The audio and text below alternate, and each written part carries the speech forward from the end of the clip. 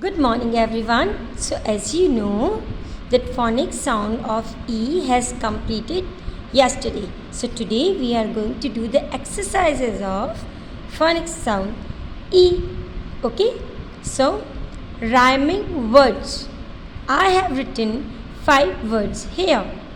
DEEP weed, WEED weed, MEET meat, TENT tent, TELL tell.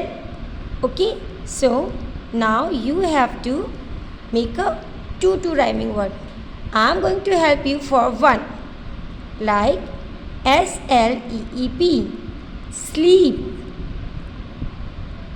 weed need, NEED need, meat MEET meat, BWET beat, TENT tent, RENT rent, TELL tell, BELL bell. Okay, like this I have written one. The another one which you have to write, I have left the space for the same. Okay, so read out the complete lesson once and take out the rhyming words. Okay, bye bye, take care, happy learning.